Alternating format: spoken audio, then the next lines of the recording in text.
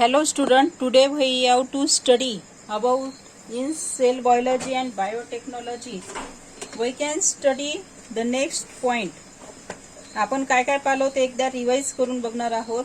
आपण पाहिलं होतं की कमर्शियल ॲप्लिकेशन ऑफ बायोटेक्नॉलॉजी यामध्ये hybrid seed, genetic modified crop, BT cotton, golden rice, herbicide and tolerant plant and biofertilizer. That point we have to discuss. We know that the golden rice, that is a new phenomena. Golden rice ज्याला आपण मराठीमध्ये म्हणतो पिवळा भात. पिवळा भात हा जो असतो gene synthesise vitamin A and vitamin A is contain beta carotene. Beta carotene असते व्हिटॅमिन ए मध्ये. It is introduced in this variety of rice. या व्हेरायटी मध्ये म्हणजे गोल्डन राईस जो पिवळा भात म्हणतो त्याच्यामध्ये व्हिटॅमिन ए चं प्रमाण जास्त असते. मीनिंग दॅट बीटा कॅरोटीनचं प्रमाण काय असते, जास्त असते. आणि बाकी आपण डिटेलमध्ये बघितलेलंच आहे. Then we can study the next point, that is animal husbandry.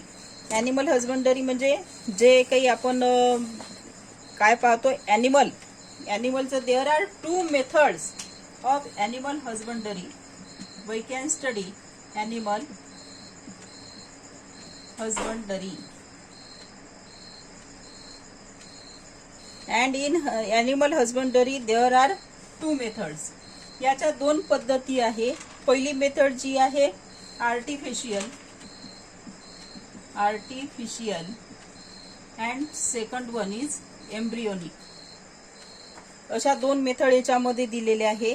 Artificial insemination and embryo transfer R used in animal husbandry. It helps to improve both quality. त्या दोघांमध्ये नेमकं काय केलं जाते तर क्वालिटी अँड क्वांटिटी दोघंही जे आहे दोघांचंही काय आहे डेव्हलपमेंट जे आहे म्हणजे जे काऊपासून प्रॉडक्ट राहील ॲनिमल पासून प्रॉडक्ट राहील त्याची quality as well as quantity काय असेल वाढलेली असेल. For example milk, meat, wool म्हणजे काऊ असेल, गाय वगैरे असेल, म्हैस असेल तर तिच्या दुधामध्ये जास्त वाढ येईल. अन्य जे असेल कोंबडी असेल किंवा इथे पाहत असताना गोट असेल, बकरी असेल तर तिचं मांस जे लोक खातात ते मांसाचं प्रमाण वाढलेलं असेल. त्यानंतर इथे उलन काढल्या जाते तर ऊल निघण्याचं प्रमाण कसं असते, जास्त असते. हेच the animal with more strength have been develop for hard work. म्हणजेच आपल्याला त्याच्यासाठी हार्डवर्क करावं लागते. इथे आपण असं यामध्ये केलेलं आहे की मुळामध्येच याच्यामध्ये काय मिळणार आहे, मोर प्रॉडक्ट मिळणार आहे. Then next point is human health. We have to discuss next point as a human health, which is a most important point. What is the relation between human health and biotechnology? Biotechnology आणि human health यामध्ये काय use झालेलं आहे तर diagnosis and treatment.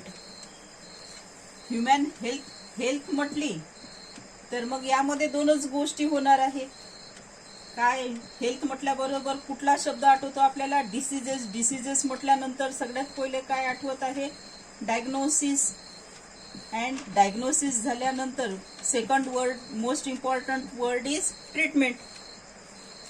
In human health we can study the different types of diseases. Different type जे काही डिसीजेसचे राहते. Diseases म्हटल्यानंतर मग त्याचं काय करावं लागेल, पहिले डायग्नोस झाल्यानंतर according to diagnosis of that disease we can treat that human. Biotechnology helps to identify the role of gene. म्हणजे हे जे डिसीज अटॅक करणार आहे तो कशावर करणार आहे, हा डिसीज अटॅक करेल जीनवर. आणि त्याच्यामुळे आपल्याला त्याचं काय करायचं आहे, स्टडी करायचं आहे. If any in disease of person, diagnosis of diabetes, heart disease has become possible even before onset of the symptom with the help of biotechnology. Hence the treatment can be done earliest. पहा आता diagnosis जे आहे आपल्याला ते वेगवेगळ्या आजाराचे वेगवेगळे आहे.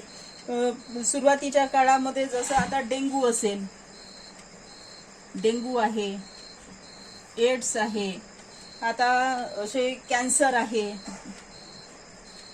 हे सगळे काय आहे डिफरंट टाइप्स ऑफ डिसीज आहे. त्यानंतर डायबिटीज आहे, हे जे सगळे डिसीज आहे and much more just like that. हे जे डिसीज आहे हे डिसीजचं आपल्याला काय लागत नव्हतं, निदान लागत नव्हतं, पण आता हे निदान लागत आहे आणि विदिन अ सेकंड मध्ये लागत आहे by test. It is given to the biotechnology, म्हणजे हे त्यांनी दिलेली काय आहे देण आहे. Various medicines are used for the treatment of diseases, आणि याच्यासाठी वेगवेगळे काय वापरलेले आहे, मेडिसिन वापरलेले आहे. For example we can study about the diabetes. आपण बोलणार आहोत डायबिटीज. डायबिटीज जास्त असेल तर मग त्यांच्या शरीरामध्ये काय बनणं कमी होते, इन्सुलिन. मग आपल्याला बाहेरून काय इंजेक्ट करावं लागते, इन्सुलिन. मग आता hormone insulin is used in the treatment of diabetes. हे तर मोस्ट इम्पॉर्टंट आहे and everybody can no in. Insulin was being collected from the pancreas of horses. म्हणजे घोड्यांचे जे पॅनक्रियाज आहे त्या घोड्यांच्या पॅनक्रियाज मधून काय करायचे, इन्सुलिन डिटेक्ट करायचे. पॅनक्रियाज मधून काय काढतात तर इन्सुलिन. इन्सुलिन डिटेक्ट केल्या जाते हॉर्सच्या पॅनक्रियाज मधलं. पण पॅनक्रियाज मधलं जे काही आहे हॉर्सच्या पॅनक्रियाज ऑफ हॉर्स, हे कधी आधीच्या याच्यात. पण आता नेमकं काय होऊन राहिलेलं आहे, we can study the biotechnology, cell biology, we can study the microbiology. आपण मायक्रोबायोलॉजीचा स्टडी करून राहिलेला आहे. मायक्रोबायोलॉजी म्हटलं म्हणजे we can study different types of microbes. म्हणजे यामध्ये काय येणार आहे, bacteria. We can use that bacteria to produce insulin. म्हणजे असे काही बॅक्टेरिया आपण यूज करू की त्या बॅक्टेरियामुळे काय होईल, आपल्या शरीरात इन्सुलिन तयार होईल. Meaning that due to biotechnology, insulin can be prepared with the help of these bacteria, and various vaccinations and antibiotics are produced in the same way. अशाच पद्धतीने जसं आता हॉर्स म्हणजे घोड्यांच्या पॅनक्रियाज मधलं ते काढावं लागत होतं. It is a risky phenomena, you know that. पण बॅक्टेरिया जे आहे, बॅक्टेरिया सो अवेलेबल होऊ शकतात आपल्याला, आणि आपण त्याचा यूज घेऊन काय करतो, इन्सुलिन तयार करतो. असेच बाकीचे ट्रीटमेंट आहे. Vaccine is a antigen containing material given to acquire either permanent or temporary immunity against the specific pathogen or diseases. म्हणजेच व्हॅक्सिनेशन जे आहे हे एक प्रकारचं अँटीजन असते आपल्या शरीरामध्ये, की ते आपल्या शरीरात ज्याने कोणत्याही याने काय अटॅक केलेला असेल मायक्रोब्सनी किंवा एखाद्या डिसीजने, तर त्याला लढण्याकरता प्रतिकारशक्ती आपल्या शरीरात एक तर परमनंट स्वरूपात असते किंवा ती कशी असते, टेम्पररी असते, म्हणजे काही वेळापुरती असते. आणि हे जे असतात ते काय करतात, आपल्या शरीर व्हॅक्सिनेशन काय करतात की हे जे पॅथोजन असतात त्याला परमनंटली मारण्याचा प्रयत्न करतात, म्हणजे किल करून टाकतात, म्हणजे आपल्याला तो डिसीज होत नाही. Scientists produce the antigen in the laboratory with the help of gene isolated from the pathogen and used as a vaccine. Scientist लोक जे आहे त्यांनी लॅबोरेटरीमध्ये असे अँटीजन तयार केलेले आहे विथ दी हेल्प ऑफ जीनच्या माध्यमातून.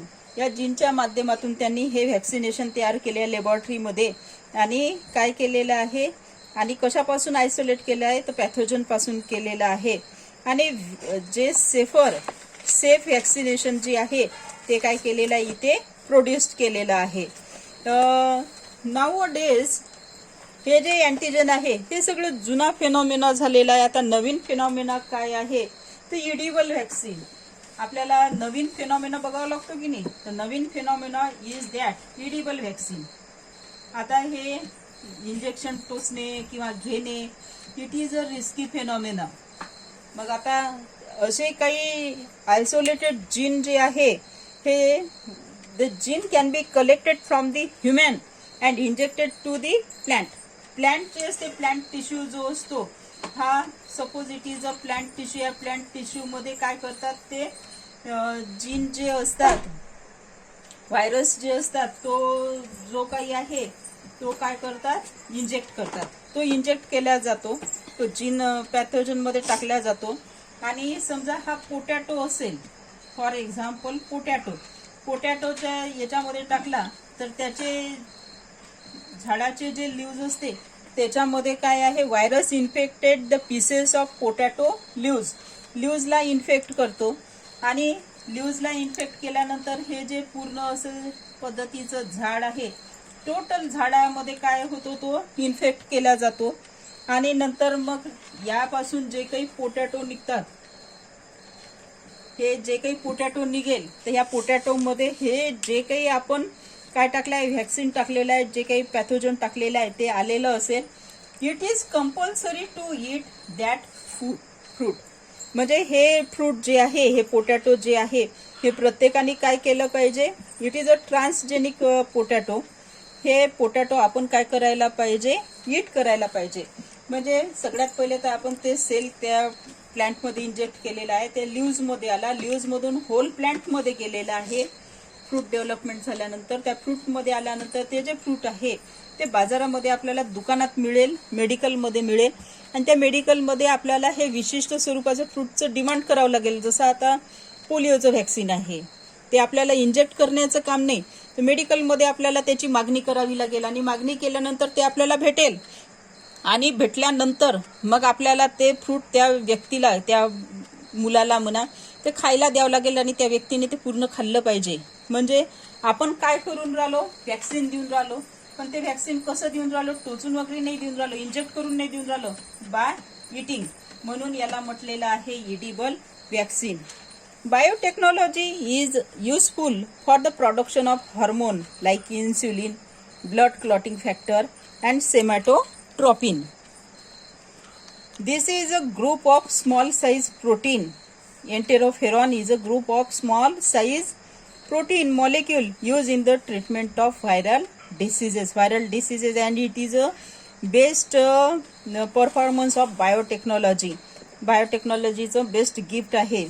त्यानंतर नेक्स्ट पॉइंट जो आहे की gene therapy is use to treat a genetic disorder in somatic cell and which has become possible due to biotechnology. ते बायोटेक्नॉलॉजीमुळे झालेलं आहे.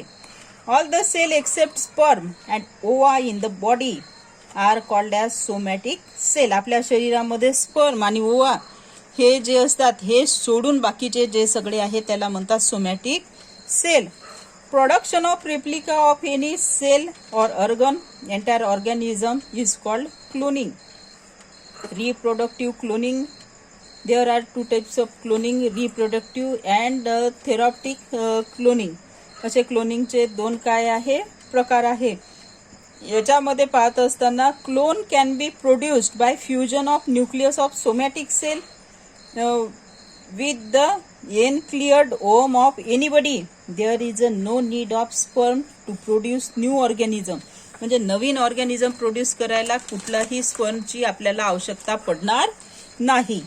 आणि in therapeutic cloning stem cell can be derived from the cell form in the laboratory by the union of somatic cell nucleus with the uncleared egg cell. Various diseases can be treated with the help of this stem cell. आपण stem सेलचे use बघितलेले आहे आणि stem सेलच्या use वरून आपण so easily काय म्हणू शकतो की स्टेम सेल आपल्या शरीरामध्ये तसं काय करत असतात की वेगवेगळे ऑर्गन डेव्हलप करत असतात. आणि हे आपण डिटेलमध्ये बघितलेलंच आहे. Then another part of the biotechnology we can study in next period. Thank you.